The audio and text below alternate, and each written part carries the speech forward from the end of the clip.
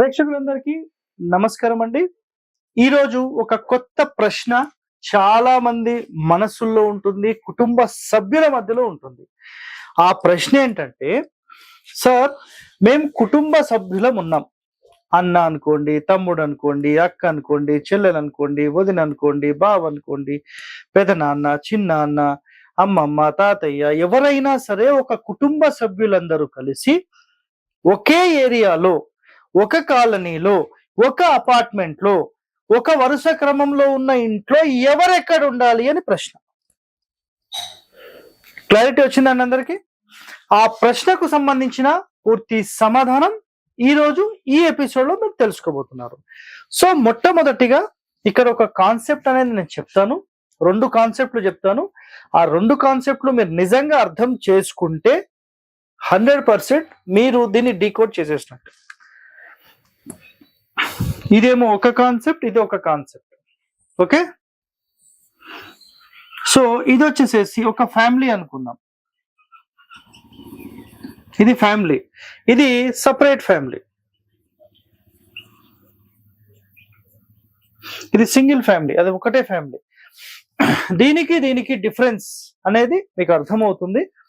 So కుటుంబ సభ్యులు ఒక అపార్ట్మెంట్ లో ఒకవేళ అందరూ కలిసి ఒక అపార్ట్మెంట్ కట్టుకుంటే ఎవరు ఎక్కడ ఉండాలనేది ఒక ప్రశ్న, ప్లస్ అపార్ట్మెంట్ లో అసలు ఎవరు ఎక్కడ ఉండాలనేది ఒక ప్రశ్న, ఒక ఫ్యామిలీ మొత్తంలో ఎవరి స్థానం ఎట్లా మనం క్యాలిక్యులేట్ చేయాలనేది ఒక ప్రశ్న. ఈ 3 కూడా ఇందులో కవర్ అవుతాయి. సో ఒకటే ఒక మాట ముందుగా గుర్తుపెట్టుకోండి, ఫ్యామిలీ అన్నాం, ఇది ఒక మొత్తం ఇల్లు అనుకుందాం, ఇక్కడ నుంచి ఇక్కడ వరకు ఇల్లు. ఇందులో ఇది తూర్పు అనుకోండి, east, south and west and north, తూర్పు, దక్షిణము, పడమర, ఉత్తరం. సో ఇందులో ఎవరు ఎక్కడ ఉండాలి అని ఒక ప్రశ్న మీరు వేసుకుంటే ఇక్కడ సింపుల్ ఆన్సర్ చూడండి. ఇంటిని ఒక 9 భాగాలుగా మనం డివైడ్ చేసాం. సో ఇలా డివైడ్ చేసినప్పుడు నైరుతి భాగంలో అందరికంటే పెద్దవాళ్ళు ఉండాలి అని చెప్తారు. సాధారణంగా అయితే ఒరిజినల్ దక్షిణము. సో ఈ కాలంలో అందరూ ఇంకా నైరుతి అంటున్నారు కాబట్టి నైరుతి గురించి మాట్లాడదాం. సో ప్రధాన వ్యక్తి ఇక్కడ ఉండాలి, first person of the house, and second person దక్షిణం, and third person, and fourth person, and fifth person. So ఈ క్రమంలో మనం ఫిల్ చేసుకుంటూ వెళ్తాం. అర్థమైందా? ఫస్ట్ యాక్చువల్ అయితే first, second, third, fourth, fifth ఇట్లా రావాలి. సో ఇక్కడ ఇది ఫస్ట్ చేసి ఇది సెకండ్ చేస్తున్నాం. ఇది ఫస్ట్ చేయడం అన్నిటికంటే ఉత్తమమైనది. ఓకేనా? సో ఇప్పుడు చూడండి, పై భాగంలో పెద్దవాళ్ళంటే ఎవరు ఉండాలి? సో ఒక ఫ్యామిలీ మెంబర్లు అనుకుందాం, 1, 2, 3 మెయిన్ హెడ్ పర్సన్స్ అనుకుందాం. అంటే father, okay, next big son and small son, అంటే తండ్రి, పెద్ద కొడుకు, చిన్న కొడుకు, ముగ్గురం అనుకుందాం. రైట్, తండ్రి వచ్చేసేసి దక్షిణంలో ఉన్నాడు, no problem. And first son ఇక్కడ ఉన్నాడు, సెకండ్ ఇక్కడ ఉన్నాడు, నో ప్రాబ్లం. ఇక్కడ అయితే ఇక్కడ ఉండొచ్చు, నో ఇష్యూ. రైట్, ఇప్పుడు ఒక అపార్ట్మెంట్ కి సంబంధించి ఏంటి, ఒక ఫ్యామిలీకి సంబంధించి ఏంటి అన్నప్పుడు గుర్తుపెట్టుకోండి, ఒక ఇంటి లోపల మాత్రమే ఒక కాంపౌండ్ ఎప్పుడైతే డివైడ్ అయిపోయి ఒక ఇంటి నిర్మాణం జరిగిపోయిందో అలాంటి ఇంటి నిర్మాణంలో కేవలం పెద్దవారి స్థానం అనేది దక్షిణం వైపుకి వస్తుంది, దాని తర్వాత స్థానం నైరుతికి వస్తుంది, దాని తర్వాత పడమర, వాయువ్యం, ఉత్తరం, ఇలా మీరు స్థానాలను డిసైడ్ చేయాలి. ఇది ఒక కండిషన్. ఇది అయితే మరి ఇక్కడ గుర్తుపెట్టుకోండి, ఫాదర్ పెద్దవాడా, పెద్ద కొడుకు పెద్దవాడా, చిన్న కొడుకు పెద్దవాడా? క్వశ్చన్ సరిగా చూసే పెడుతున్నారా సార్? మీరు ఏం క్వశ్చన్ వేస్తున్నారు? తండ్రే కదా పెద్దవాడు. Wrong system. అందుకనే ముందు కాన్సెప్ట్ ఏంటో తెలుసుకోండి, తెలుసుకున్న తర్వాత మాట్లాడండి.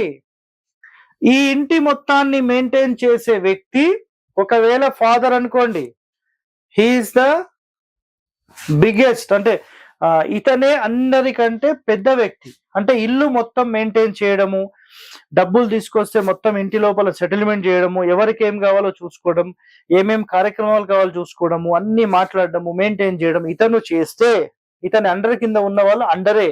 So he's the main person of the house. ఏ క్షణమైతే తండ్రి గారికి ఒక 60 సంవత్సరాలు 65 70 సంవత్సరాలు వచ్చి లేదు బెట ఇక నాతో కాదు ఇక అన్ని నువ్వు చూసుకోబెట్ట అంటాడు కదా. ఆ క్షణంలో ఈ ఇద్దరిలో ఎవరైతే చూసుకుంటారో మళ్ళీ ఇంటి మొత్తాన్ని, ఫర్ ఎగ్జాంపుల్ ఇంకెవరు సార్ పెద్ద కొడుకు అనే మాట ఈ కాలంలో మాట్లాడొద్దండి.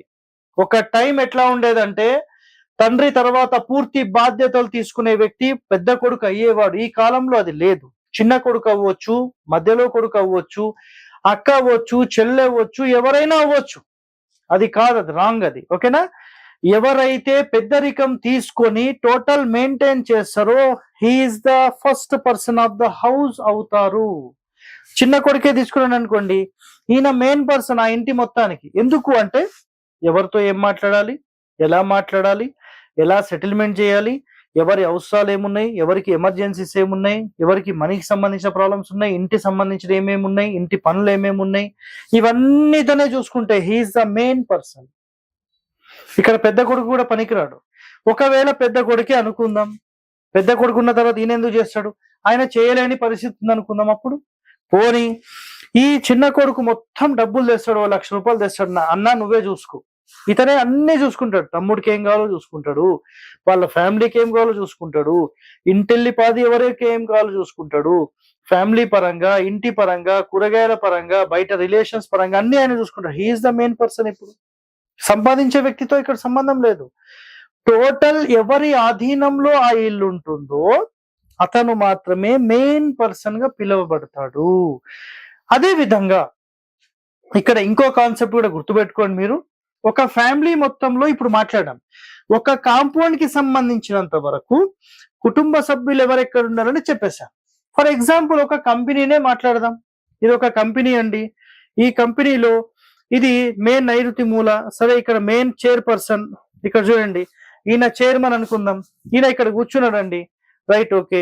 వీళ్ళిద్దరు వస్తే ఎక్కడ కూర్చుంటారు, ఈ పక్కన కూర్చుంటారు.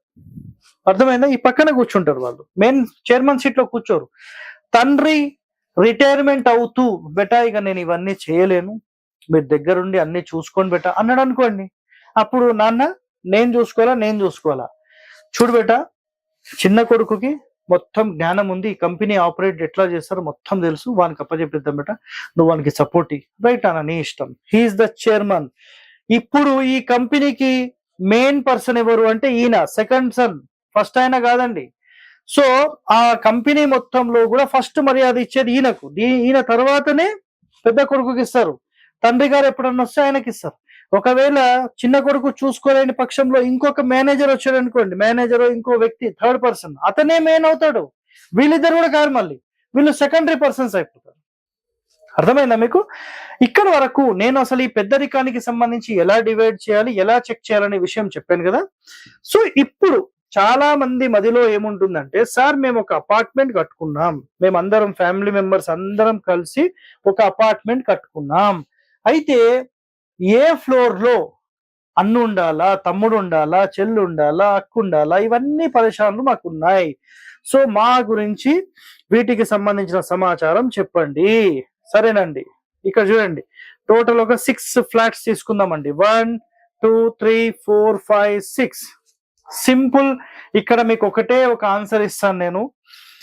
సాధ్యమైనంత వరకు ఒక ఫ్యామిలీ మెంబర్స్ లో గుర్తుపెట్టుకోండి, అన్న తమ్ముడు అపోజిట్ ఉండొద్దు, మన ఫ్యామిలీ మెంబర్స్ అపోజిట్ ఉండొద్దు అంటారు. పక్క పక్కన అయితే ప్రాబ్లం లేదు, బట్ గుర్తుపెట్టుకోండి, అపోజిట్ ఉన్నా పక్క పక్కకున్నా 100% ఇది కొంత family disturbances and privacy problem ని క్రియేట్ చేస్తుంది. పూర్వం కొన్ని పుస్తకాలు, కొన్ని గ్రంథాలు చదివినప్పుడు దాంట్లో ఏం చెప్పారంటే, చెల్లెలు ఎంత దూరంలో ఉండాలంటే మన ఇంటి బయట లైట్ వేస్తే వాళ్ళ ఇంటికి ఆ లైట్ టచ్ కావద్దు, అంత దూరం ఉండాలి అని చెప్పారు. ఎందుకు ఉండాలంటే ఒక మన ఫ్యామిలీ మెంబర్స్ లో ఎవరైనా వాళ్ళు ఏదో చిన్నగా అరుచుకోనో తిట్టుకోనో ఏదో తిట్లు పడుతూ ఉంటే, ఒకవేళ పక్కిల్లే అనుకోండి, ఆ బావగారు అంటే మన చెల్లె పక్కన ఉందనుకోండి, బావగారు ఎప్పుడు తిడుతూ ఉంటే నీ అమ్మ మా బావ ఎప్పుడు మా చెల్లెల్ని తిడుతూ ఉంటాడని మనము అసహించుకునే స్థాయికి వెళ్ళిపోతాం. అదే వాళ్ళు దూరం ఉన్నారనుకోండి, మీకు ఎలాంటి అరుపులు వినపడవు. అయితే వాళ్ళ ఫ్యామిలీ లైఫ్ వాళ్ళు లీడ్ చేసుకుంటూ ఉంటారు. వాళ్ళ ఇంటి సమస్య ఏందో వాళ్ళిద్దరికి తెలుసు, మీకేం తెలుసండి? మీరు అలాగే చేస్తారు కదా. ఒక ఎగ్జాంపుల్లో ప్రతి ఇంట్లో అలాగే జరుగుతుంది.